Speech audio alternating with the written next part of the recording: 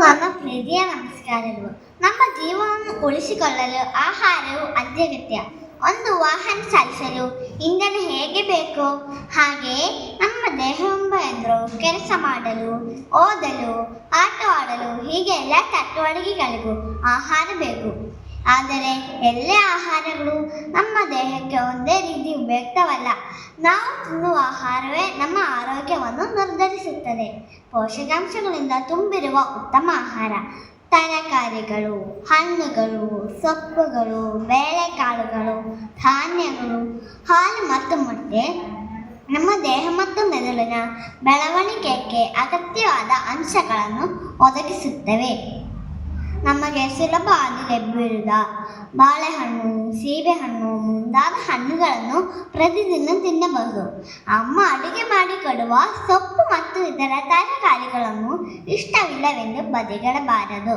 ಏಕೆಂದರೆ ಅವು ನಮ್ಮ ಕಣ್ಣುಗಳಿಗೆ ದೃಷ್ಟಿ ಮತ್ತು ದೇಹಕ್ಕೆ ಶಕ್ತಿಯನ್ನು ನೀಡುತ್ತವೆ. ಬೆಳಗಿನ ಉಪಹಾರವನ್ನು ಎಂದಿಗೂ ತಪ್ಪಿಸಬಾರದು. ಅದು ದಿನವಿಡೀ ನಮ್ಮನ್ನು ಉಲ್ಲಾಸದಿಂದಿರಲು ಸಹಾಯ ಮಾಡುತ್ತದೆ. ಇಂದು ಅಂಗಡಿಗಳಲ್ಲಿ ಲಭ್ಯವಿರುವ ಪಿಜ್ಜಾ, ಬರ್ಗರ್ನಂತಹ ಜಂಕ್ ಫುಡ್ಗಳು ಮತ್ತು ಬಣ್ಣ ಬಣ್ಣದ ಬಾಟಲಿ ಪಾನೀಯಗಳು ನಮಗೆ ಬಹಳ ಇಷ್ಟ. ಆದರೆ ಈ ಆಹಾರಗಳಲ್ಲಿ ನಮ್ಮ ದೇಹಕ್ಕೆ ಹಾನಿಕರವಾದ ಕೊಬ್ಬು, ಸಕ್ಕರೆ ಮತ್ತು ಉಪ್ಪು ಅಧಿಕ ಪ್ರಮಾಣದಲ್ಲಿರುತ್ತವೆ. ಇವುಗಳನ್ನು ನಿರಂತರವಾಗಿ ಸೇವಿಸುವುದರಿಂದ ಬೊಜ್ಜು, ಮಧುಮೇಹದಂಥ ಕಾಯಿಲೆಗಳು ಚಿಕ್ಕ ವಯಸ್ಸಿನಲ್ಲೇ ನಮ್ಮನ್ನು ಆವರಿಸಿಕೊಳ್ಳಬಹುದು. ಆದ್ದರಿಂದ ಈ ಆಹಾರಗಳಲ್ಲಿ ತ್ಯಜಿಸುವುದು ಒಳ್ಳೆಯದು. ಒಳ್ಳೆಯ ಆಹಾರದ ಜೊತೆಗೆ ಕೆಲವು ಒಳ್ಳೆಯ ಅಭ್ಯಾಸಗಳನ್ನು ನಾವು ಪಾಲಿಸಬೇಕು. ಊಟಕ್ಕೆ ಮೊದಲು ಮತ್ತು ನಂತರ ಕೈಗಳನ್ನು ಚೆನ್ನಾಗಿ ತೊಳೆಯಬೇಕು. ಆಹಾರವನ್ನು ಚೆನ್ನಾಗಿ ಅಗೆದು ತಿನ್ನಬೇಕು. ಧಾರಾಳವಾಗಿ ನೀರು ಕುಡಿಯಬೇಕು. ಭಕ್ಷಿಸುವಾಗ ಟೆಲಿವಿಷನ್ ನೋಡುವುದು ಅಥವಾ ಮೊಬೈಲ್ ಫೋನ್ ಬಳಸುವುದು ತಪ್ಪು.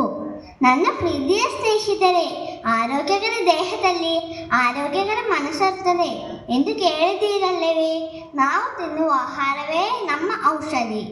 ಆದ್ದರಿಂದ ಒಳ್ಳೆಯ ಪೌಷ್ಟಿಕ ಆಹಾರವನ್ನು ಸೇವಿಸಿ ಆರೋಗ್ಯವಾದ ಬದುಕೋಣ. ಎಲ್ಲರಿಗೂ ಧನ್ಯವಾದಗಳು.